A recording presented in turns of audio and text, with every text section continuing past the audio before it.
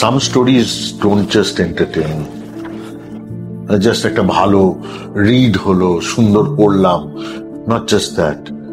There are stories which provoke, there are stories যেটা একটু নাড়িয়ে দেয় বলা যেতে পারে, এবং forces you to create. And this is exactly what happened with this. Dipanwita রায়ের এই উপন্যাসটি অন্তর্ধানের নেপথ্যে নভেলা বলা যেতে পারে। এটা পড়তে পড়তে আমি কিরকম আই ওয়াজ সিইং ফ্রেমস, আমি চরিত্রগুলোকে দেখতে পাচ্ছিলাম, আমি এই পুরো ঘটনাটা একটা পুরোটার মধ্যে একটা সিনেমা দেখতে পাচ্ছিলাম। এবং সেটাই হয়, যতক্ষণ না কোনো গল্প আমাকে সেইভাবে নাড়া দেয় আমি সিনেমা করতে পারি না। I could see a political thriller যেটা ঝড় তুলতে পারে।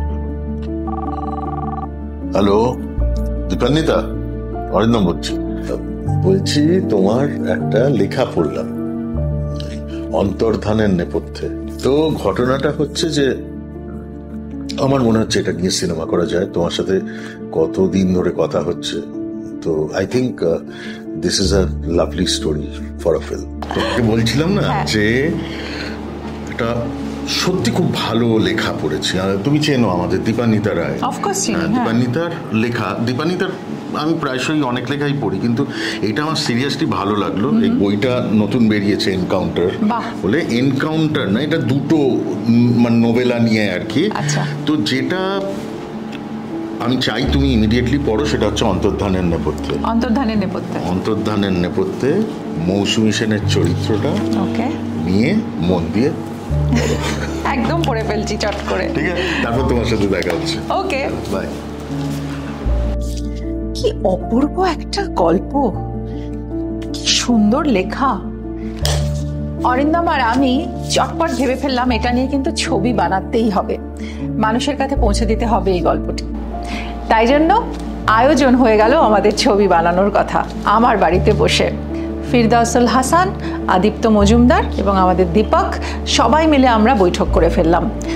আর ফ্রেন্ডস আর কাহাক জুড়ে গেল এই ছবি বানাতে। অরিন্দম শীলের সাথে আমার সম্পর্ক বহুদিনের, প্রায় 30 বছর। এবং যখন আমাকে গল্পটা অরিন্দমদা শোনালো, যেটা আইডিয়াটা যখন কনসেপ্টটা যখন আমাকে বললো, তো আমার মনে হয়েছিল যে এটার মধ্যেই, এই গল্পটার মধ্যে বা এই কনসেপ্টটা নিয়ে একটা ভালো আইডিয়া ড্রিভেন ছবি করা যায়। যখন আমরা ভাবলাম যে আমরা থ্রিলার্স প্রডিউস করব, তখন প্রথমেই আমাদের মাথায় এলো the maestro thriller maker mister Arindam শীলের কথা। বিভিন্ন ডিসকাশন, বিভিন্ন আলোচনার পর যখন এই স্ক্রিপ্টটি আমাদের সামনে এলো, আমরা খুব এক্সাইটেড হয়ে গেলাম এই জার্নির একটা পার্ট হওয়ার জন্য। আদিত্য, হাসান, ঋতু, দীপক বহুদিনের পুরনো বন্ধু, আবার আমরা একসাথে কাজ করছি।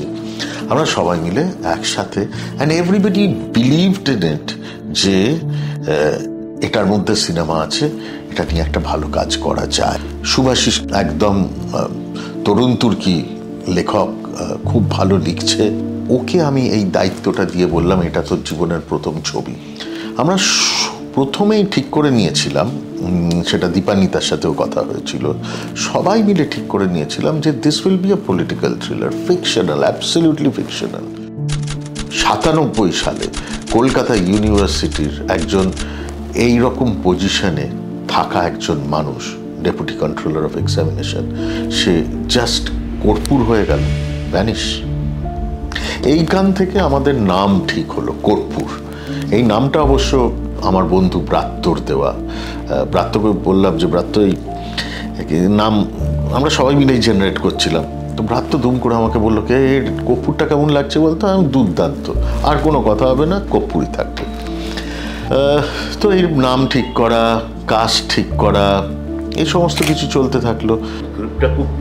খুবই একটা মানে যাকে বলে সাসপেন্সের ঠাসা, একে সেই চাঞ্চল্যকর ঘটনা, দুই একটা স্ট্রং গল্প এবং তার স্ক্রিপ্ট, এবং সর্বোপরি মাথার উপর অরিন্দম শীল।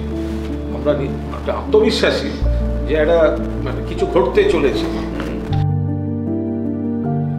মানে অনুষ্ঠানের সঞ্চালকের ইয়ে করেছি, কিন্তু তার সেই মেকআপের সঙ্গে এই মেকআপের আকাশ পাতাল তফাৎ।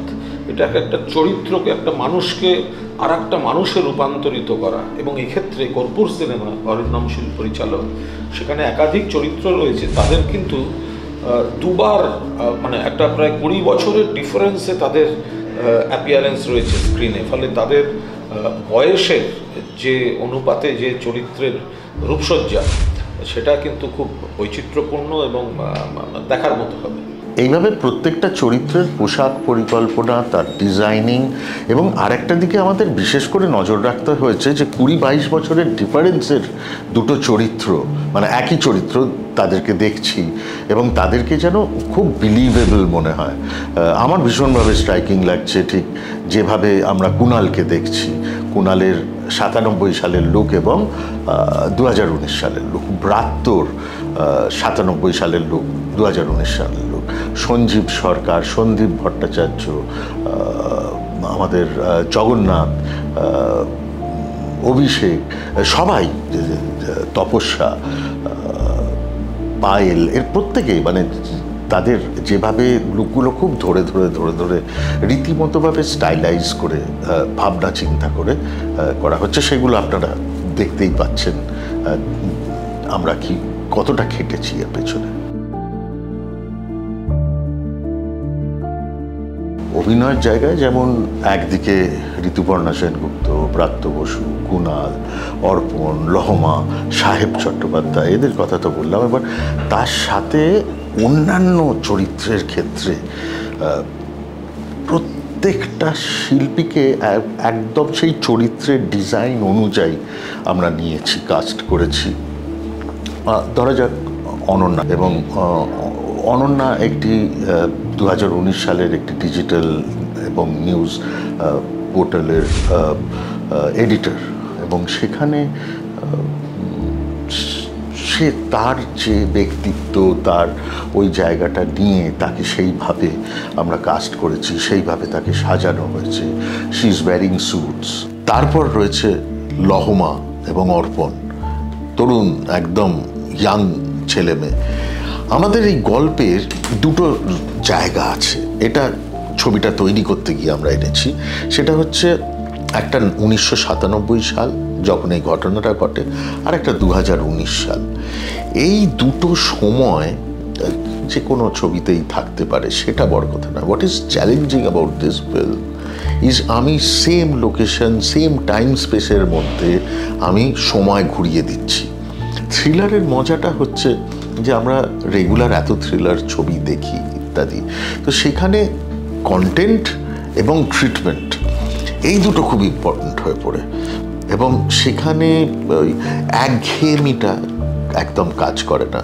আমি আমার দর্শকের কথা ভেবে এবং যারা আমাদের ছবি দেখতে চান, ভালোবাসেন, তাদের সকলের কথা ভেবে, এবং যারা ভালো ছবি দেখতে চান তাদের কথা ভেবেও এইরকম একটা ছবি আমরা বানাচ্ছি। So let's see. কর্পূর এখন খুবই নেসেন্ট স্টেজে, স্ক্রিপ্ট তৈরি হয়ে গেছে, চরিত্ররা রেডি, কস্টিউম ডিজাইনিং হয়ে গেছে, লুক সেট হয়ে গেছে, এ সমস্ত আমরা ধীরে ধীরে এগিয়ে যাচ্ছি এবার আসল কাজের জন্য, সেটা হচ্ছে to open the camera and shoot. আজকে আমরা একটা ছোট্ট টিজার দেখালাম যে কিভাবে আমাদের ছবিটা শুরু হতে চলেছে। So stay tuned. পরিশেষে একটা কথা আমার প্রচার মাধ্যমের সমস্ত বন্ধুদের, আপনাদের সকলের জন্য, আমার মনে পড়ে না, এবং আমার জানা চেনা যারা এখানে রয়েছেন সবাই এটা স্বীকার করছেন যে আমাদের কারোর মনে পড়ে না যে একটা ছবির অ্যানাউন্সমেন্টে এত হাইপ ক্রিয়েটেড হয়েছে কবে।